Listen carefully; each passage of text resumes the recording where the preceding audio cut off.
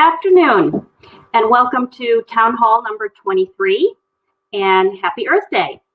I hope that some of you were able to tune in earlier for a virtual event we co-hosted with the National Park Service and the National Park Foundation, sort of to promote CORS and the CORE experience to the general public. We had great representation. We had 4 outstanding CORE members, one from the Ancestral Lands Program, the Eastern Sierra Conservation Corps, Green City Forest, and Groundwork USA. They did a terrific job, and I think if you are interested in viewing that, contact Bobby and he can get you the link from the Park Service. So today, our topic is very appropriately for Earth Day, the 2020 forest fires that California endured this past year. In 2020, the state of California had its worst fire season in recorded history. Over 4 million acres burned. And consequently, the CCC, the California Conservation Corps, orchestrated their largest emergency response effort in the organization's 40-year history. In addition to confronting the unprecedented wildfire situation, CCC members also deployed to support COVID-19 response work and erosion control. More than 2,000 CCC members engaged in some kind of emergency response work in 2020. And for their impressive efforts, the CCC won a 2021 Project of the Year award from the CORE Network. And if you were able to attend our conference last month, you might have seen or heard about it there. We invited them back to discuss lessons learned and key points, including how did they navigate safety and risk management, what partners are in place to support this work, what the CORE member experience was like, and how do you keep morale up. And we're excited to hear from them, their experiences and lessons learned with, unfortunately, I think natural disasters are a part of life going forward. And a lot of you have participated in emergency response or will participate in emergency response. And I think that there is a lot to learn. But before I turn it over to the CCC leadership to share their experience and lessons learned, I'd like to why don't we take another look at the Project of the Year video that the CCC won an award for.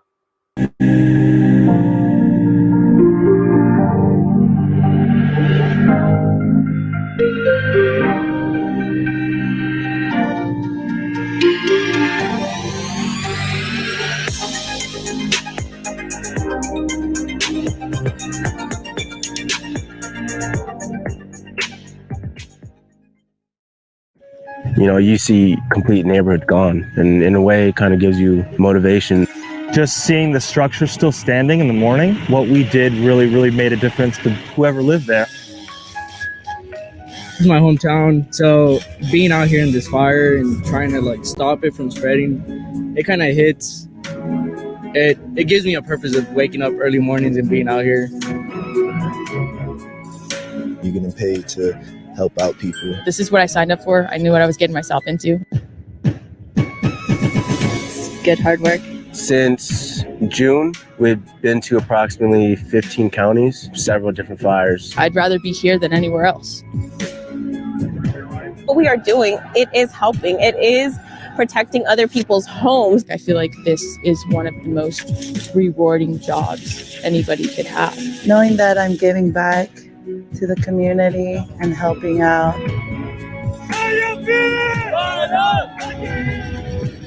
It's been pretty challenging. Day number 28, 29, we've been on the line. We work at 24, then we get a 24 off to rest and recuperate. Working 16 hours a day here. This is our 19th day.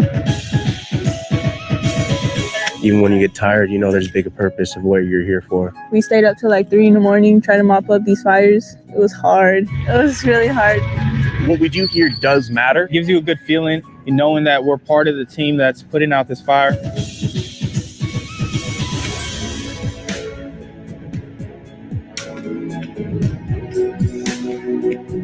devastating to see that this can happen, and a lot of families are losing their homes, but it's a reminder of why I am in the California Conservation Corps.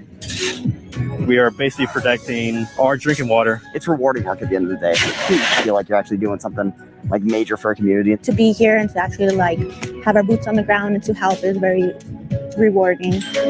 We're here helping get these hospital beds ready. Extremely rewarding. Actually, my mom came past through here. I was able to say hi to her real quick, and the group in front of us fed my mother. So, I mean, couldn't ask for more than that. This is actually like the first step in helping save lives. You just know that you've given 110% physically and mentally, and known that like you've helped people. And it's a good feeling knowing that what you're doing is bigger than yourself. I really love what I'm doing right now. You know, we'll give it our best till we're out of here and on to the next fire. We're all coming together to help with this crisis. Thank you. We are doing our part to help California. All caring for each other no matter what. It's just amazing.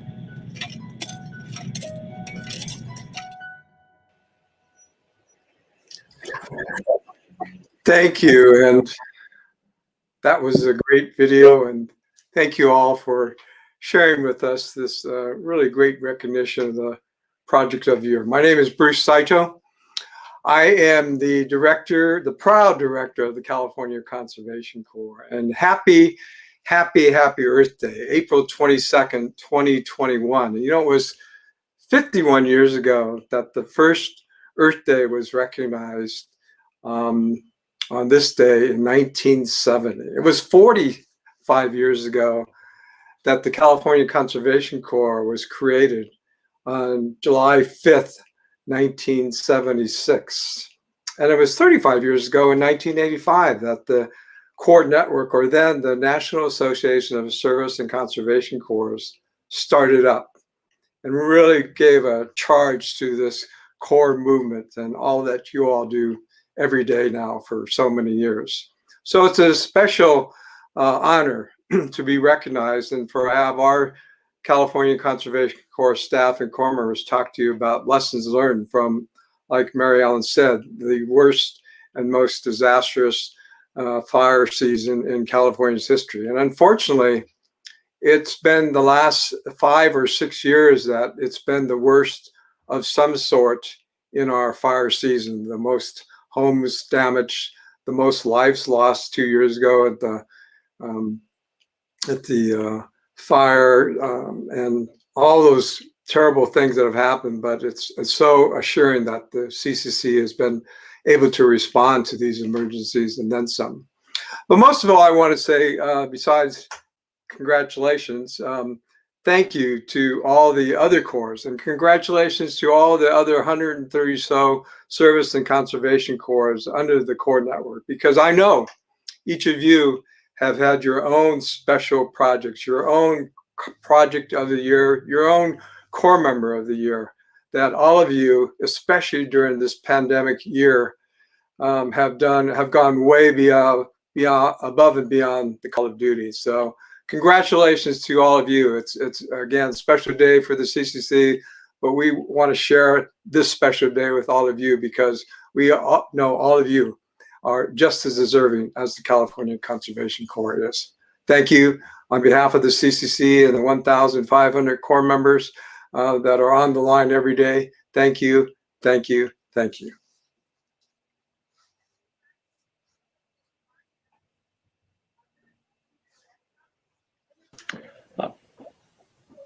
Good afternoon, everybody. My name is Larry Notheis, Deputy Director with the California Conservation Corps, and am really pleased and proud to be here to represent the staff and the Corps members of the CCC. And being a former Corps member myself, this is a great reward or award. So thank you to TCN and to all the Corps members that did the work this year to enable us to be recognized. And I will turn it over to my counterpart, Jared Patton. Good afternoon, everyone. It's great to join you. My name is Jared Patton. I'm the Region 1 Deputy Director here with the CCC. So I get to support all of our great centers in Northern California. It was really wonderful to revisit that video with you and look at all the awesome work that our folks did out there. I think anyone who made it through 2020 deserves recognition, congratulations, and an award. Thank you for our time together and look forward to chatting. And I'll pass it over to Melinda Allen. Hello, everybody. I'm Melinda Allen, and I'm the Manager of Emergencies and Environmental Programs. So we are extremely thrilled and excited to get this award, to see the recognition of not only all of the hard work that that my team does, but also all of the work that the Corps members do. And they're, that's why we're all here, is for the Corps members. And so we really appreciate that recognition of all of the work that we've been doing. So thank you. And I'll turn it over to Zina. Good afternoon. My name is Zaina Nasrallah. I am a natural resource specialist in Los Padres based in San Luis Obispo. I've been with the program for a little over a year, and it's such an honor and pleasure to be representing my fellow Corps members and the entire program through this. So thank you for the opportunity. Great, thanks, Zaina. So just to let everyone know, today we're going to be talking about a few topics, but really excited about the question and answer period at the end of it. So we'll try to get through it as timely as possible. We're going to talk about, what the CCC did during these over 1 million hours of response, how we navigated some multiple emergencies. We're going to talk about what works organizationally for us and our uniqueness as a state entity and a youth development program. And then also talk about institutional support we have in place that we would love to share and collaborate with and work with all of you on making emergency response capable to all those Youth Corps programs that Bruce was talking about. Melinda Allen's going to talk about contracts. I'm going to work on talking about training. Melinda's going to come back and talk about our response. Jared's going to talk about the most important thing, which is safety. And we all know safety is always first, except for today, it's third. We're going to talk about projects and all the diversity of emergency projects that we respond to. And then close it out with lessons learned and hopefully hear from Zaina a bit. And then open it up to questions. So with that, I would love to turn it over to my fellow former Corps member, Melinda Allen, our emergency manager, to talk about contracts and contracting on emergencies. All right, thank you, Larry. So yeah, one of the biggest things, to be prepared for the level of emergency response that we get in California is to have contracts in place ahead of time. And so I want to talk quickly about some of the things that we do in advance to be ready for these kinds of events. And part of that is to have master agreements in place in advance. And so the CCC has master agreements with our partner state agencies like CAL FIRE and Department of Water Resources, Food and Agriculture, California State Parks, California Emergency Medical Services Authority. So our state partners we work with, all the time, and we have master agreements agreeing in advance to provide help for emergency response. And so that's the first piece. And those agreements, stipulate how we will respond, when we will respond. And so that is our biggest first piece. We also have agreements with our federal partners. And currently we have what's called a blanket purchase agreement with the federal agencies. And that includes the U.S. Forest Service, Bureau of Land Management, National Park Service, and Bureau of Indian Affairs. So that's a blanket where we can respond to any of those federal agencies for emergencies.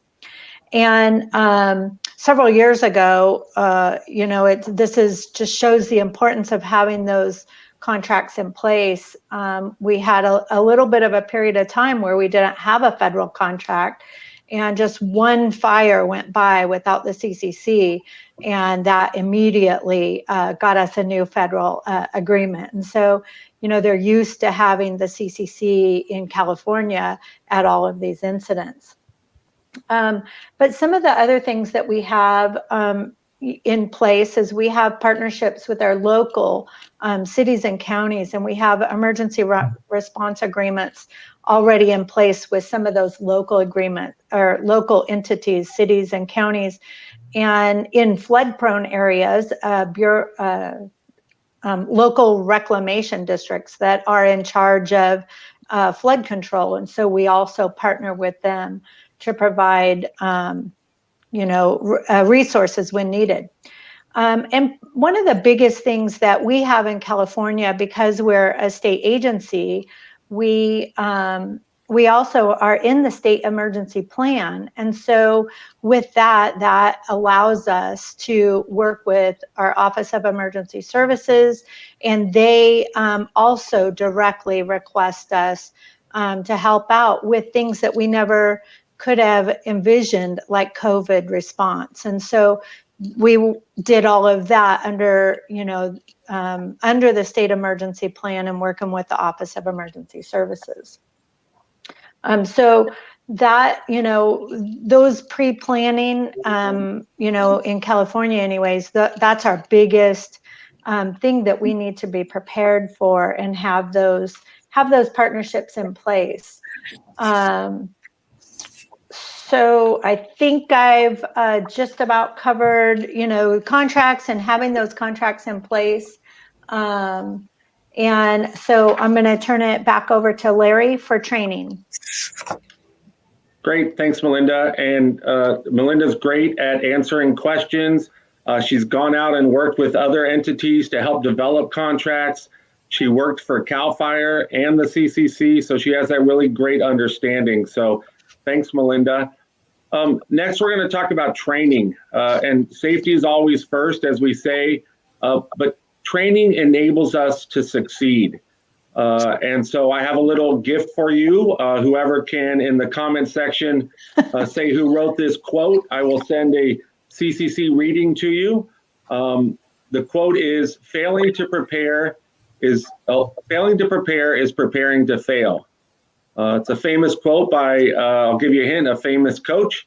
But first person in the comment section will send you a book about the CCC reading. So the great thing about training is that while working on emergencies, you really need to understand and be proficient in how emergencies work. And so all of our Corps members and our staff, whether it's our management, executive team like Bruce or Jared or Melinda and myself, all the way to Corps members, go through different ICS, Incident Command System trainings. And we've become very proficient at it, whether it's 100, 200, 300, all the ones, 700, all the different numbers. But that is probably the greatest tool for Corps members and staff to succeed while on emergencies, is understanding that Incident Command System. So if you do nothing else, I would recommend doing that. Second thing that the CCC implemented was an agency rep or a liaison. When we send more than 2 crews on a fire or an emergency, Melinda does her best to get an agency rep there to deal with all the different issues. When you're dealing with bargaining units, when you're dealing with rest and relaxation, which Jared's going to talk about, to have somebody there that it can go directly to the executive team or the management in the ICS system and champion for your Corps members and your staff, and ensure that they're being housed or bunked or tented in the right place, that all of their safety, food needs are met so that they can successfully respond to those emergencies. That agency rep, and every year we have a agency rep training, new or experienced staff. And the great thing is that it is, you can duplicate it. So at the end, I think the TCN is going to talk about all of the stuff that we said or promised that we would share with you. They're going to send out an email who to contact. But our agency rep training is really, really good and been adapted over the years to deal with many different situations. Next is training for our staff to actually fight floods, fight fires. We had a performance measure that everyone in the CCC, every Corps member and supervisor has to be flood trained every year. And it's not something we do every year, but we practice it every single year. And we are actually on the cover or used by DWR as the model flood fighting force in California. But it's also important to keep records. So fighting fires is very dangerous, and our training has to be documented. And those certificates and that documentation has to be kept properly in files and per OSHA guidelines, Cal OSHA guidelines, and national fire guidelines. So with training comes documentation and accountability. It's really, really important. We've been doing HAZWOPER training, so responding to oil spills, extremely important. Funding for that has decreased, and Bruce, along with other entities, have reached out. There are quite a few grant opportunities to get your staff trained and your Corps members trained in HAZWOPER. And it's a skill that is hireable and is needed in many different industries. You need to think about training the trainer. Are you going to have an in-house person do your training, or are you going to use external? There's some cost issues there, and there's some long-term commitments if you're going to have a staff person become, say, a crew boss or an applicator for pesticides or different things like that. And the other thing Melinda didn't mention in our agreements is that we're allowed to put trainees out onto emergencies, and those emergencies will compensate us for those trainees. So whether it's an agency rep or a new supervisor, we can get paid for those people going out and learning how to do the job while they're getting trained, and then come back and be able to promote or take on different things. So we're going to talk about a lot of things today. Training is really that foundation that enables us to succeed. So after we have the contracts and after we have all of the training done, then we respond. And responding is chaotic and beautiful. And so I'm going to turn that back over to Melinda. Okay, thanks, Larry. So yeah, response is, obviously the biggest piece in this is trying to manage getting all of those crews and agency reps, as Larry mentioned, and trainees, coordinating that statewide. And, that's a piece that my team takes care of. And so I'm going to talk a little bit about how we do that in the CCC. We have an emergency unit, which consists of myself and 2 staff members. And we get every single request from any agency, from OES, all of those partners that I mentioned earlier. They call us directly. We have a 24-hour number that any of them can contact us on. And so we get all of the information, and we're the ones that really look at the map and go, okay, where is this incident and where do we need to pull from? And in keeping with ICS, like Larry mentioned, we look for those crews that are the closest to send to whatever that emergency is. And so this year was very different. Number one, starting back in March when we started working with COVID response and having, requests for things that we don't traditionally do or haven't in many years. And so, setting up hospitals and working in the state operations center and working in food banks, those weren't, there are things that we have done in the past, but things that is not part of our normal everyday process. And so, early on, we were trying to only select, or only respond to those incidents where we could actually have our Corps members commute, because in the midst of the beginning of COVID, we didn't want them camping out, and we didn't want, we wanted to make sure that we were looking at the safety of our crews to not, have a COVID outbreak within our crew ranks. So we looked at that, sending the closest crews, keeping crews together in little pods of just those crews. And then, really prioritizing our dispatches. Once we started rolling into fire season, we had to prioritize. We had so many requests, as many, as we talked about, over 1 million emergency hours. We did have to turn down some requests. And so we had to prioritize. Number one, we had to prioritize our own state. And so, in looking at those requests, when other states like Oregon and Arizona and Utah, they were calling to get CCC crews as well for fires, but unfortunately we couldn't help everybody. So we ended up prioritizing first our state, and then, obviously with our partnerships with these fire agencies, the Forest Service and CAL FIRE, then those started becoming the priority. So we, when we get that request, however many crews they are, then we would, determine what crews could go and send them out, give them the dispatch information, where they're going, what their incident number is, request number, all of that information. And we send that to each crew individually. And we track everybody every single day. People that know about emergency response, we have a huge accountability. When you have, thousands of Corps members out there, there's a accountability to track all of those Corps members daily, track those crews daily. So we take care of that. We have a 24-hour duty officer, like I said, that deals with anything that comes up as far as injuries and crew rotations and all of that. And one of the things that we had to do this year also, because we had so many requests, is we had to be creative with our partners to be able to get our crews some R&R, which Jared will talk about more, but to get the crews some rest, because essentially that we were wanted continuously.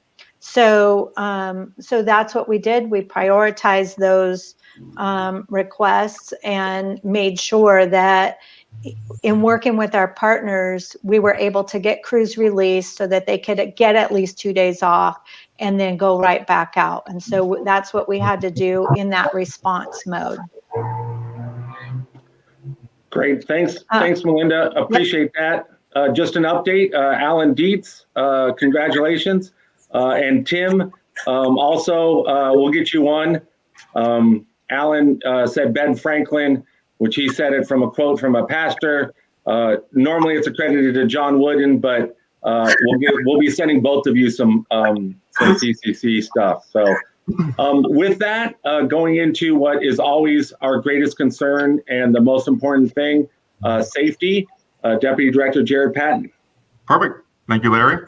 When I joined the CCC last August, we were in full swing with our COVID response and our emergency response. And one of the great things about the CCC I immediately learned is that built into our organizational DNA is this history of emergency response. That has helped us and aided us in many, many ways. Now, that said, layering all of these emergencies on top of one another and managing the complexity and the intersection of all of these emergencies was the challenge. So let's talk about safety, which Larry mentioned is the cornerstone. I'm going to talk about two pieces, talk about COVID and talk about the Corps member experience. One of the things that sets us apart is as a state entity, we're really, really fortunate to have some of these partnerships and systems built into our organizational structure as well. We enjoy excellent relationships with CAL FIRE, OES, public health, and as Melinda was mentioning, we do partner with counties and the CDC. Some of the immediate challenges regarding COVID was that initial whiplash of information, getting used to the new normal changing every so often, the evolution of knowledge, and how the the virus itself, the nature of the virus itself, sort of runs counter to a lot of the work that we do. We are people-facing organizations. We work in that transformational sphere. We work shoulder to shoulder. And so that was really a direct challenge to a lot of what we do inherently. So we had a lot of questions to contend with. How do we preserve business continuity? How do we live and work safely together? How do we get from one location to the next? How can we be in a vehicle with one another? How do we work when a good portion of our staff have been tasked to serve as contact tracers, and we were essentially running a skeletal crew? A lot of that depended on some swift action, some swift early action. We had no doubt in our mind that we were essential. Again, we have enjoyed incredible partnerships with a number of state agencies. We really leaned into our illness injury prevention plan. And Summer Kincaid, our health and safety officer, if you are joining us, kudos to you for reining us in. We were one of the early adopters of wearing masks and physical distancing and cleaning protocols. I'm sure a lot of this is very familiar to many of you. We developed readiness questionnaires, which were sort of our early tracking systems, and that's how it sort of evolved as the pandemic evolved. Like many of you, I imagine your business changed. A lot of you, as we did, switched to teleworks. We had to face the notion of how do we get business done in this new climate. And COVID touched everything. It touched the way that we recruited core members, which moved online, the way we trained our staff and our core members, which all moved online. And we're all able to join, and now we're all native in the screen world.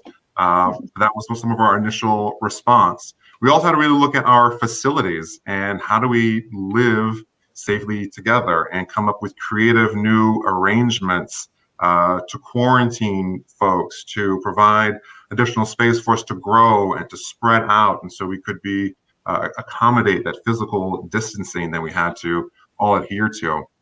So a lot of early action there as it came to COVID. I'm sure many of you, this is familiar. The thing about COVID is it was continually evolving, continues to do so. The picture changes. Regarding the core member experience, let's remember that everything was happening at once. COVID, wildfires, erosion control, all of this against the backdrop of social reckoning that was happening in our country, a lot of the political theater. So we put a lot of attention to caring for the health, safety, both physical and mental wellness of our core members. And that was very challenging, as you can imagine. Again, some of the questions that we had to answer that maybe that you have as well.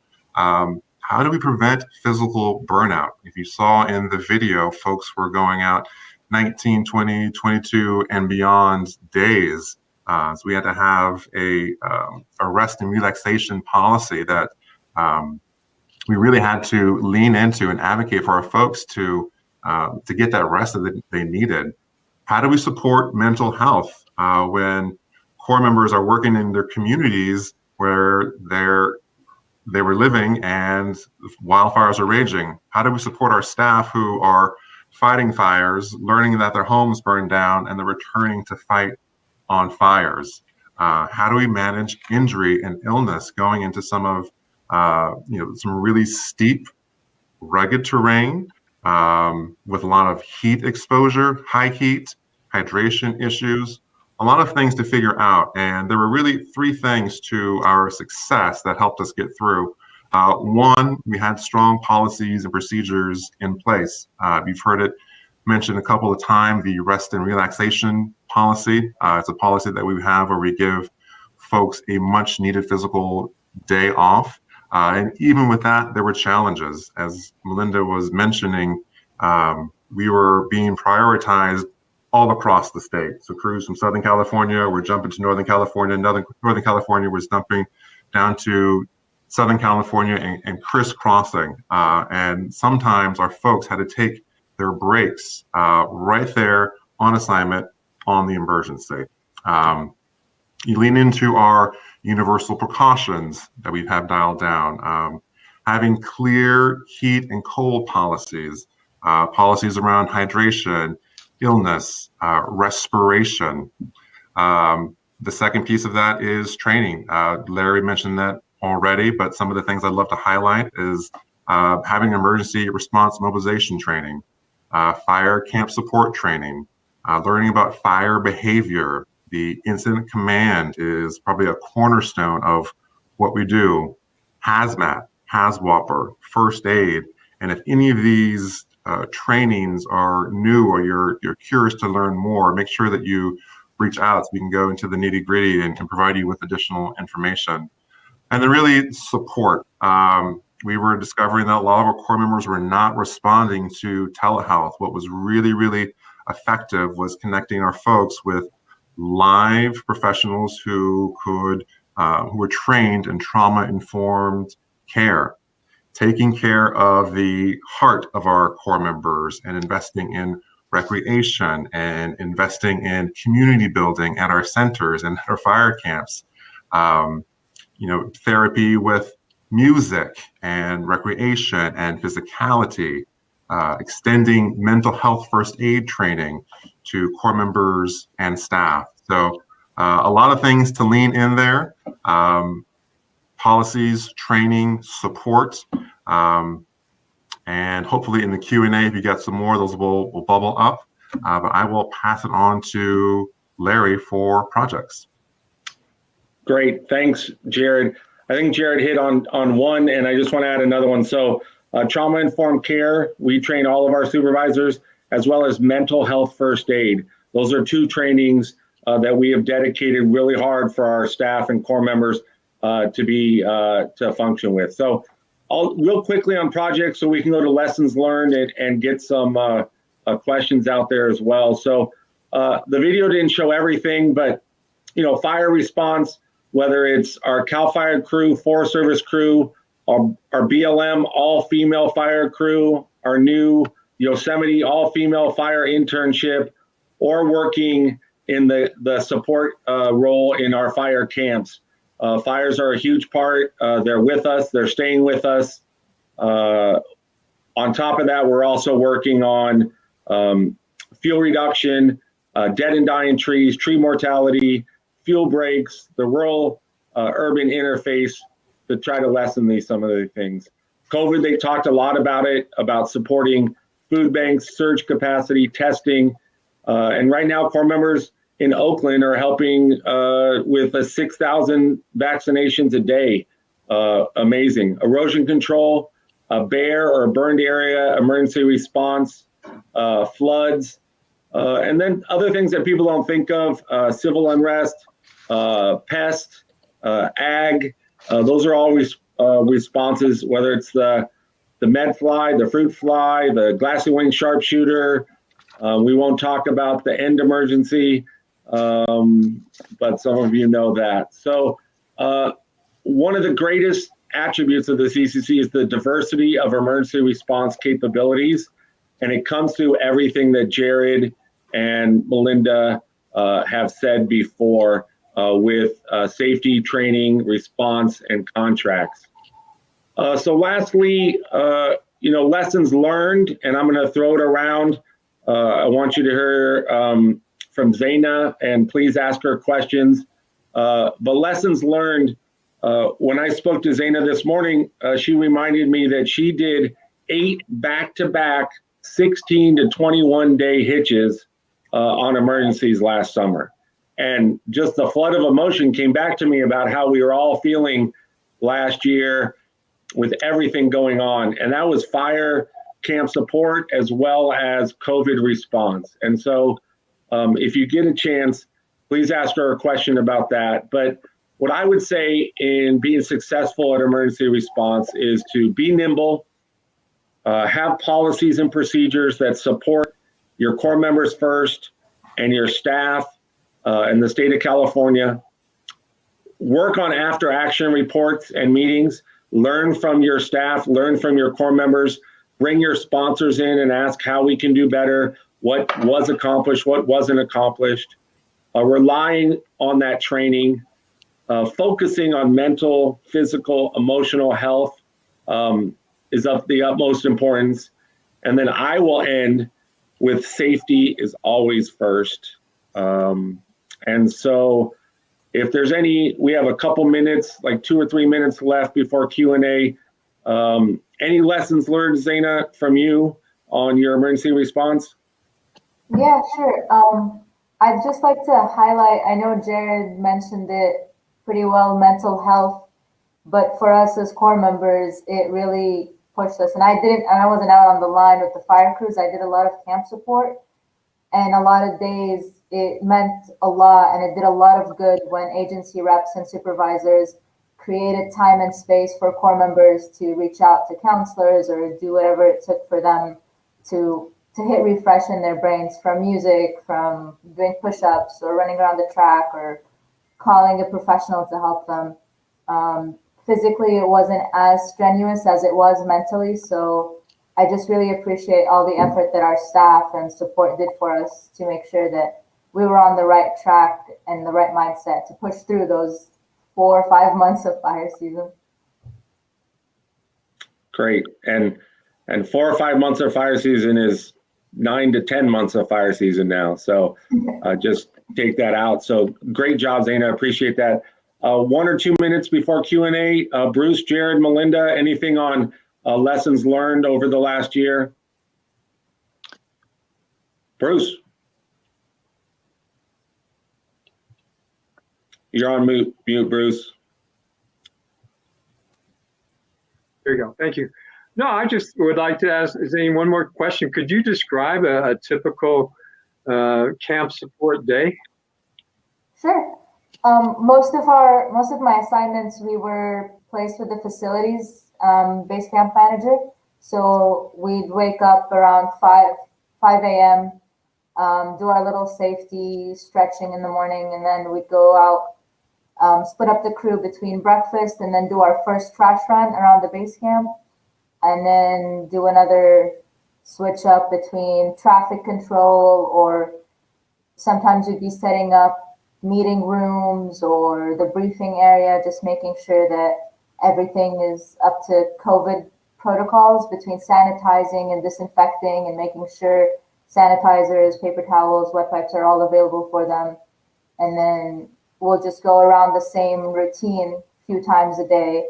Or if we were in a supply run, we'd be doing a lot of inventory, checking supplies in and out to the firefighters, to the contractors. Or if we were in charge of a reefer unit, we'd be doing a lot of handing out lunches, waters, Gatorades, ice, maintaining inventory on that as well.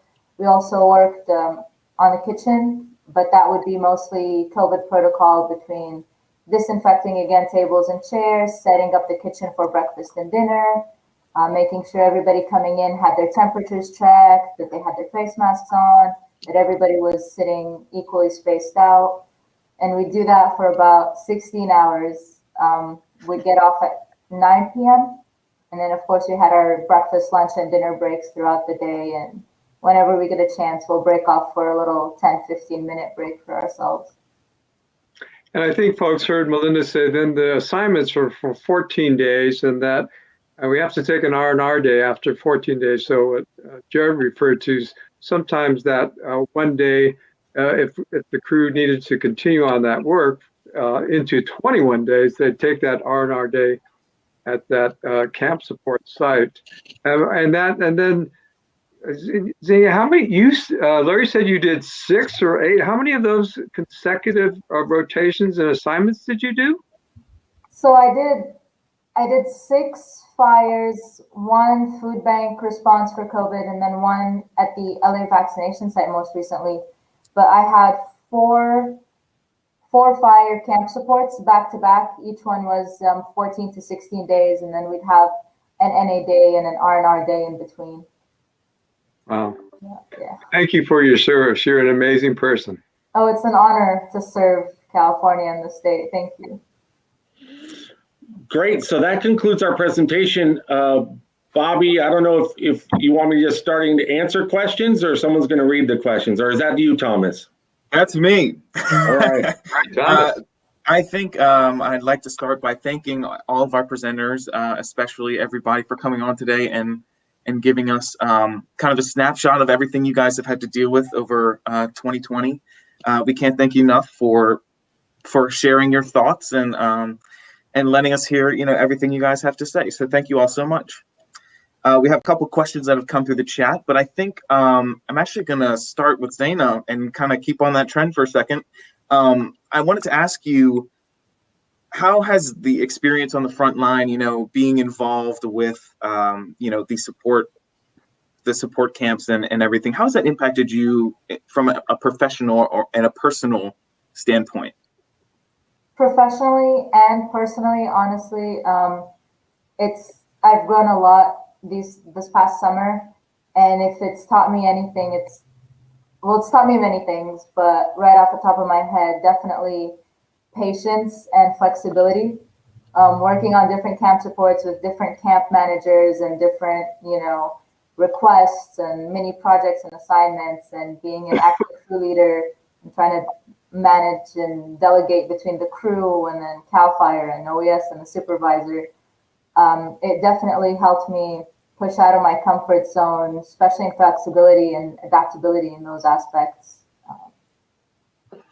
Terrific. Yeah. And I can only echo Bruce and what he said. Amazing job there. And I can't even begin to fathom working that 16 days in a row. That's a good bit, especially in the heat of everything. It's very astounding. So thank you very much for your service, as was echoed. We also had a question kind of come in for Melinda from the chat. And one of the, going back to the policy and the different things you had mentioned, what are some of the skills that you would kind of say are necessary for managing disaster response? I know you kind of said a few things about some of the people who you're working with and having that 24-hour phone line. Is there any way you could elaborate a little bit more about how you could keep it all together? Yeah, it was an interesting year for sure. One of the things is just that I can't stress enough is having good partnerships, knowing who you're going to work with and having those relationships, because, in the heat of the battle, so to speak, when we're getting more requests than we could possibly fill, it's relying on those partnerships to explain to them, this is where we're at. We have every single crew out. We'll get you a crew as soon as possible, but it may take a while. Being able for them to know that sincerely we're doing the best that we can, and explaining to them the situation of, okay, we're going to give you this crew and you can keep them, but you got to give them 2 days off after 16 days. And so kind of, managing that piece of it and negotiating that piece. And that really comes from, having that really good partnership with those agencies ahead of time. And, a lot that we learned, we were used to obviously all working together in an office, and in COVID world, we had to learn how to work separately in our own homes and telework. And so it forced my team to come up with a lot of new ways to manage these crews and ways to communicate. And we're still working on those things. Of course, we're still responding to emergencies.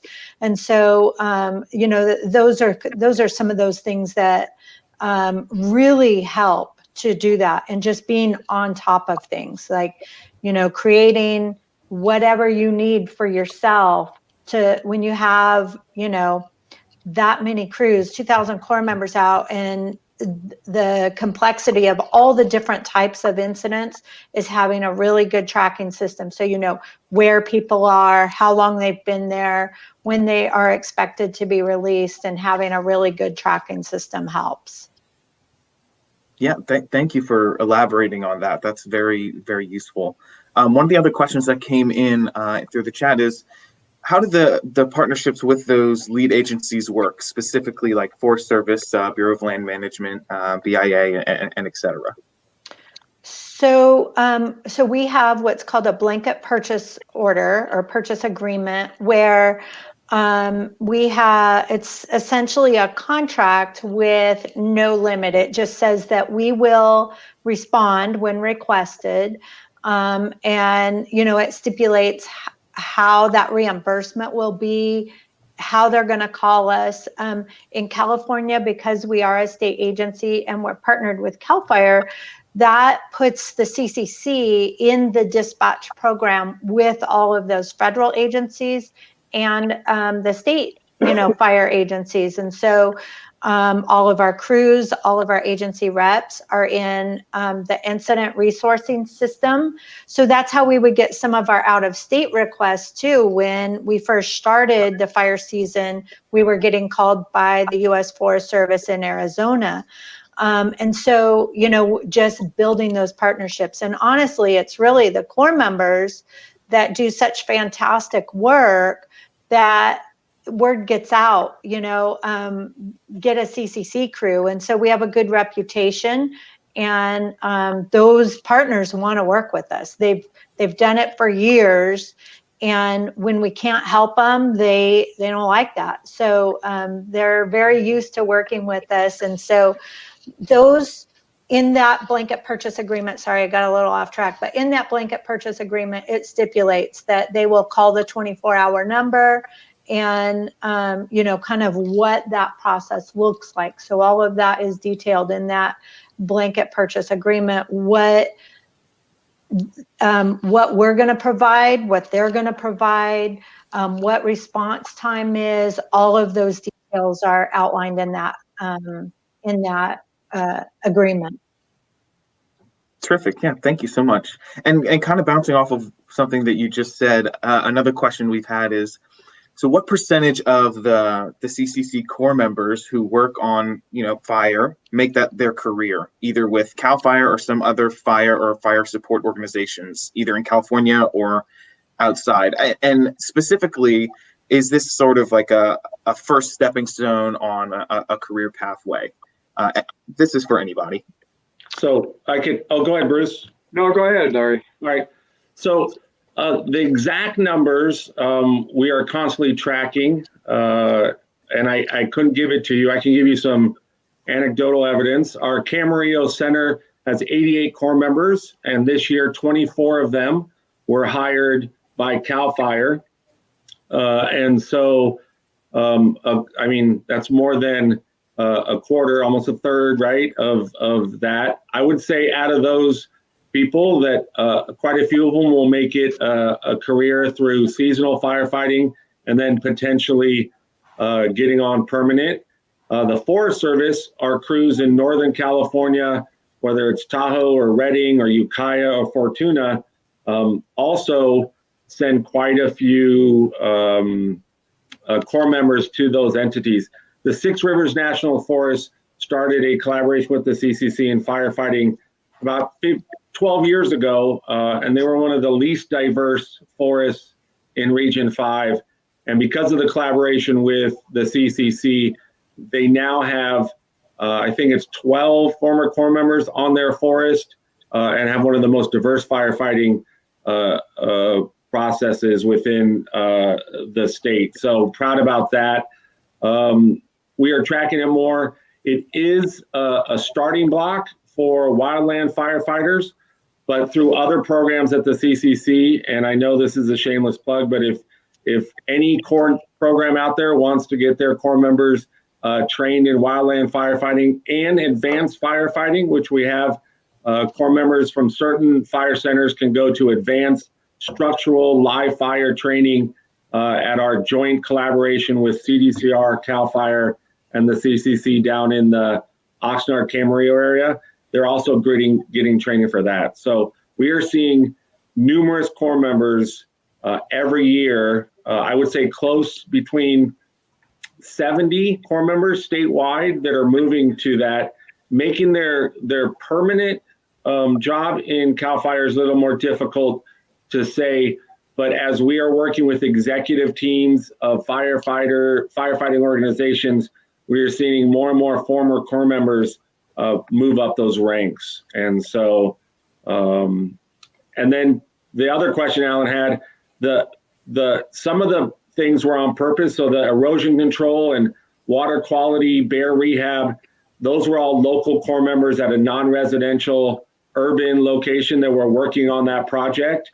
But if a Corps member is fighting a fire that is also from that same community, it's mostly by chance. Our residential centers that fight fires, those Corps members come. You could be from the LA area working up in Butte Fire Center in Northern California, but then get sent down to LA. Camarillo and San Luis Obispo are a little unique. If Corps members from that area join those crews, they like to keep those crews more on the unit, and so it's a greater possibility. But we do not, and Melinda, correct me, we have never thought, where is a Corps member from to send them on emergency, because we don't have enough crews as it is to send them on emergency.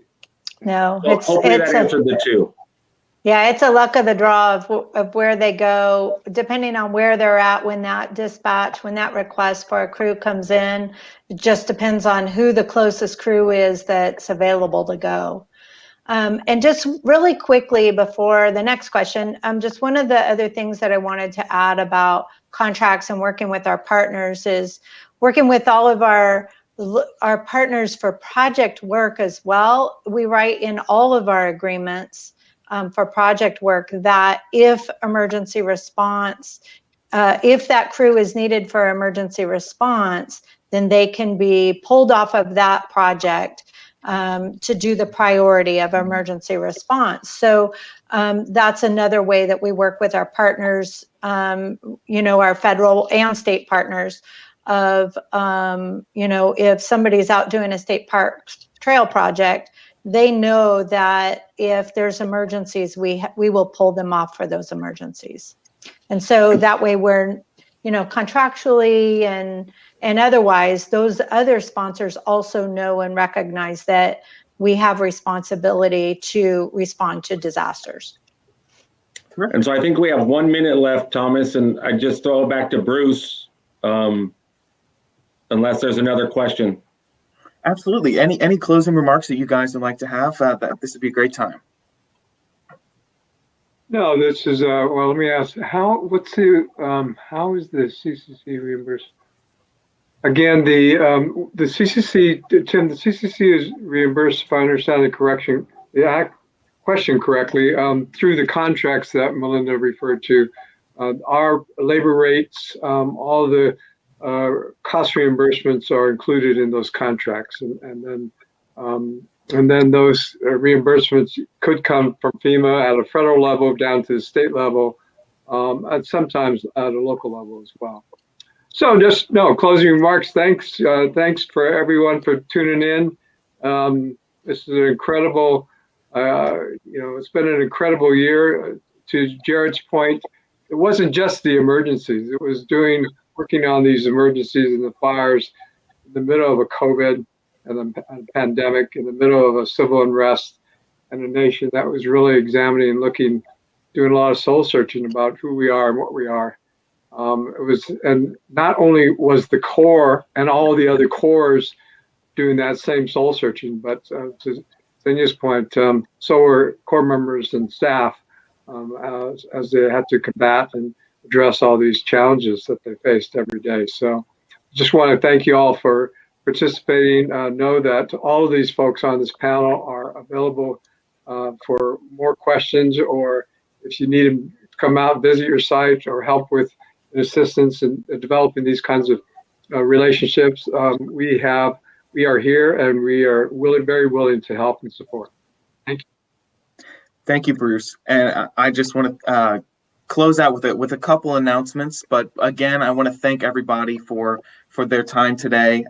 Specifically, Zaina, we really appreciate you hopping on and telling us a little bit about your story and how it's impacted you. So thank you so much. Like I mentioned, just a couple quick announcements here.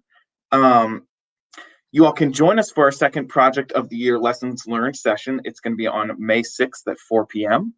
And everyone who registered for today's town hall will be receiving an email tomorrow with the recording of the town hall, as well as the links to any of the resources that we mentioned today. Some of them are in the chat, but don't worry, you'll be getting the email as well tomorrow. You can sign up for our town hall mailing list to get to further notices for these future events. Please go to the Core Network's website, corenetwork.org, and click the resources tab, click town halls, and you'll see the sign up button. Lastly, please visit and subscribe to the Core Network's YouTube page. Stay up to date with our town hall series and check out the town hall playlist and see some of our past recordings. So thank everybody for coming today. We really appreciate everybody's attention, and we appreciate everybody who's given their time today. So again, thanks from Team TCN.